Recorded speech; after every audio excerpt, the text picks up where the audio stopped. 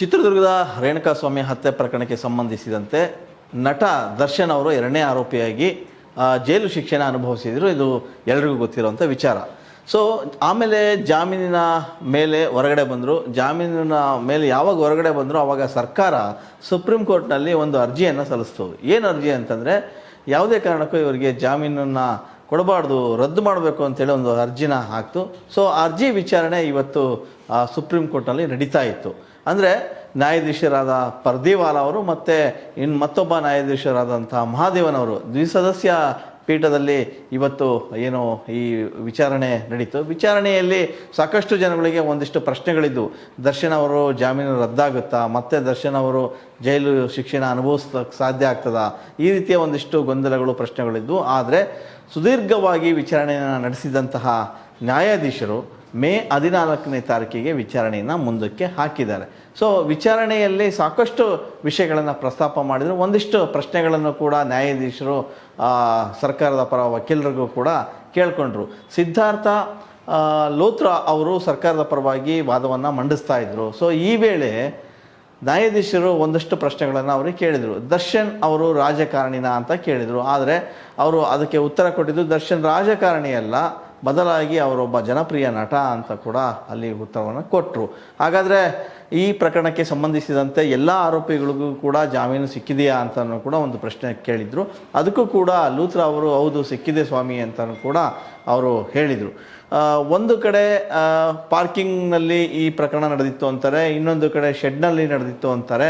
So parking ಅಥವಾ shed ಇದಕ್ಕೆ ಕರೆಕ್ಟಾಗಿ ಸ್ಪಷ್ಟನೆ ಕೊಡಿ ಅಂತ ಕೂಡ ಅಲ್ಲಿ ಸರ್ಕಾರದ ಪರ ವಕೀಲರಿಗೆ ನ್ಯಾಯಾಧೀಶರು ಪ್ರಶ್ನೆಯನ್ನು ಹಾಕಿದರು. ಅದಕ್ಕೂ ಕೂಡ ಅವರು ಉತ್ತರವನ್ನು ಕೊಟ್ಟಿದ್ದರು.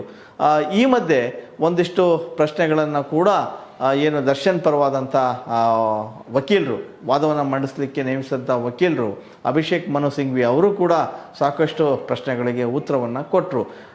ಅವ್ರಿಗೂ ಕೂಡ ಒಂದಿಷ್ಟು ಪ್ರಶ್ನೆಗಳನ್ನು ನ್ಯಾಯಾಧೀಶರು ಕೇಳಿದರು.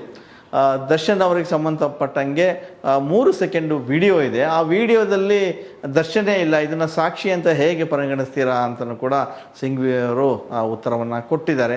ಅಷ್ಟೇ ಅಲ್ಲ, ದರ್ಶನ್ ಅವ್ರಿಗೂ ಈ ಪ್ರಕರಣಕ್ಕೂ ಯಾವುದೇ ಸಂಬಂಧ ಇಲ್ಲ.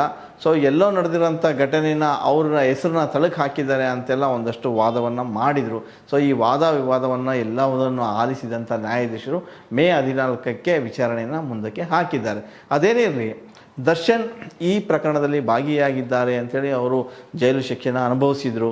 ಸೊ ಬೆಂಗಳೂರಿನ ಪರಪ್ಪನ ಕಾರಾಗೃಹದಲ್ಲಿದ್ದರು. ಅಲ್ಲಿ ಏನೋ ಒಂದು ಸಣ್ಣ ಏನೋ ಫೋಟೋ ಲೀಕ್ ಆಯಿತು ಅನ್ನೋ ಕಾರಣಕ್ಕೆ ಅಲ್ಲಿ ರಾಜಮರ್ಯಾದೆ ಸಿಗ್ತದೆ ಅನ್ನೋ ಒಂದು ಆರೋಪಗಳು ಕೇಳಿಬಂದು ಅಲ್ಲಿಂದ ಅವರನ್ನು ಬಳ್ಳಾರಿ ಜೈಲಿಗೂ ಶಿಫ್ಟ್ ಮಾಡಲಾಯಿತು. ಸೊ ಬಳ್ಳಾರಿ ಜೈಲಲ್ಲಿ ಇದ್ದಕ್ಕಂಥ ದರ್ಶನ್ ಅವರು ಜಾಮೀನಿಗೆ ಅಪ್ಲಿಕೇಶನ್ ಹಾಕಿದ್ರು. ಸೊ ಪದೇ ಪದೇ ಅದು ನಿರಾಕರಣೆ ಆಗ್ತಾಯಿತ್ತು, ಡೇಟ್ ಮುಂದಕ್ಕೆ ಹೋಗ್ತಿತ್ತು.